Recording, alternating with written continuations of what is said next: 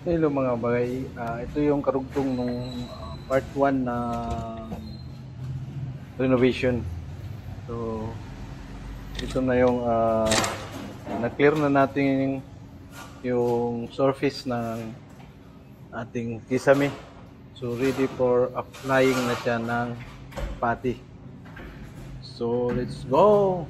Tara, saka tayo!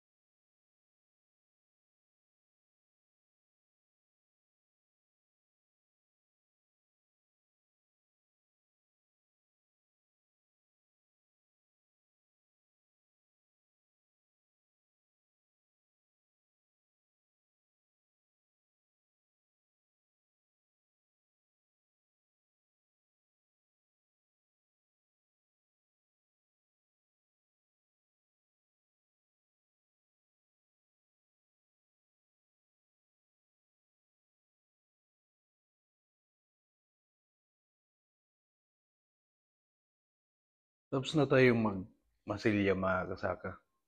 So, na-dry na siya. So, kailangan nating lihain. Ito yung trabaho na sobrang alikabok. Malikabok siya pag nagliha. Pero parte siya ng construction, so let's do it. So kailangan mo itong gawin mga kasaka para maging plain yung surface niya o kahit pa paano maging makinis yung surface na pinagpatihan mo. Para maging ready siya sa painting. Huwag na natin patagalin pa mga kasaka. Bunal dayon.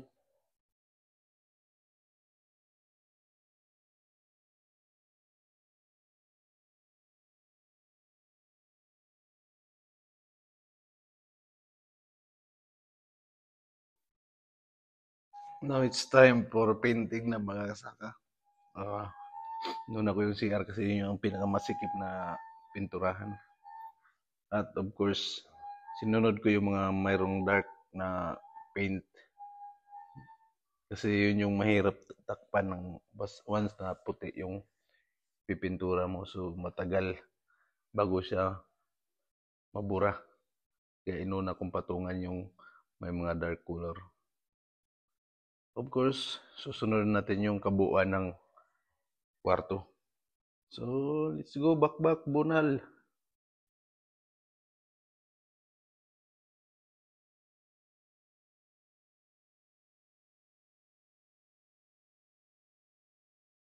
So, pagkatapos natin magpintura mga kasaka, kinumpleto na natin yung ilaw.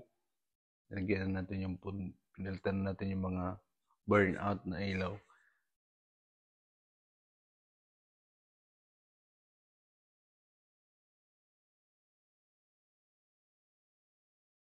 Now, it's cleaning time mga kasaka.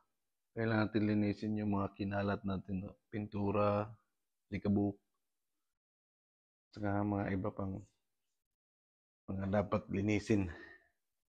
Huwag na natin patagalin pa mga kasaka. Bunal dayon.